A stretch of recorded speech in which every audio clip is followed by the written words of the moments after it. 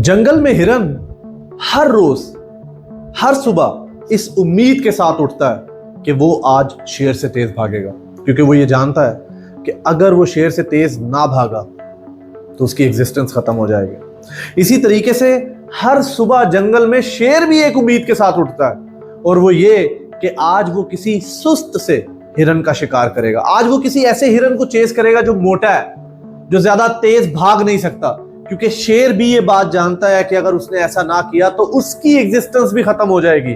इस कहानी में चाहे आप शेर हैं या हिरन, दोनों केसेस में आपको सुबह उठ के भागना ही है।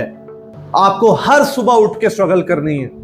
और एक अजीब बात बताऊं, इस कहानी की सबसे अजीब बात जो आपकी जिंदगी बदल देगी, अगर मैं शेर की जिंदगी से हिरन को हटा दूं तो शेर कुछ ही दिनों में भूखा मर जाएगा, और अगर मैं हिरन की जिंदगी से शेर को हटा दूं तो हिरन बहुत ही ज्यादा सुस्त, काहिल और बेमकसद जिंदगी गुजार रहा होगा।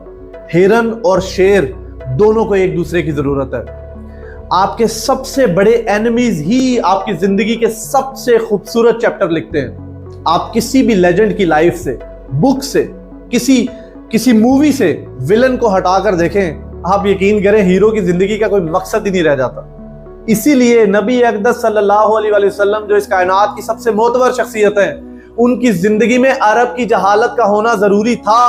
हजरत मूसा अलैहिस्सलाम और हजरत इब्राहीम अलैहिस्सलाम की लेगेसी में निमरूद और फिरौन का होना जरूरी था। हजरत यूसुफ अलैहिस्सलाम की जिंदगी में उनके भाइयों का, मैसी की जिंदगी में रोनाल्डो का, बैटमैन की जिंदगी में जोकर का, मोहम्मद अली की जिंदगी में जॉय फ्रेजियर का। इसी तरीके से आपकी जिंदगी में आपके एनिमीज का होना बहुत ज्यादा जरूरी है। इसी तरह पाकिस्तान, जो कि ऑलमोस्ट हर फील्ड में फेल है, लेकिन एक फील्ड है जिसमें वो सबसे बेहतरीन है, और वो आर्मी की फील्ड है, और वो एयर फोर्स की फील्ड है।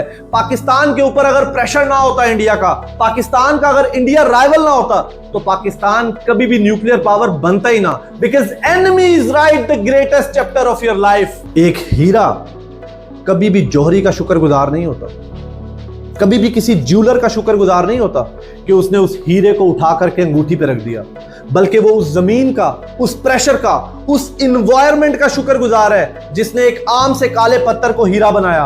अगर आप अपनी आंखें बंद करें एक मोमेंट के लिए और उस शख्स के बारे में सोचें जिसने आप पर डाउट किया, जिसे लगता था कि आप जिंदगी में कुछ नहीं कर सकते, जो आप पर हंसता था, जो आपको डिस्क्रिमिनेट करता था, जिसे लगता था आप फजूल आदमी हैं, और अब आप अपनी आंखें खोलें। क्या आप आज भी जिंदा हैं?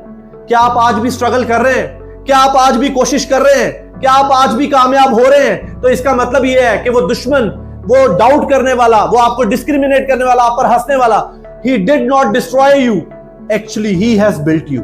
उसी ने आपको बिल्ट किया है। एक कम ज़र्फ दोस्त से एक बहुत अच्छा दुश्मन होना जरूरी है। क्यों?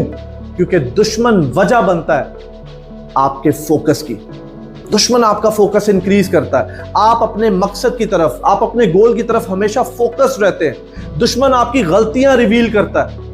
दुश्मन आपको रियलाइज करवाता है कि आपकी क्या काबिलियत है। ये जो सारी बातें मैं आपको बता रहा हूं, ये इसलिए नहीं बता रहा कि आप लोग दुश्मनियां बनानी शुरू कर दें, कि बंदा बुंदा कुट दो या कोई पिंड च कोई जड़ा कब्जा शुरू कर दो। It's not like that. What I am saying is people will come in your life, they will come in your way, they will try to discriminate you, they'll try to bully you, they'll try to make you realize that you cannot do anything to your life. You just need to talk to yourself.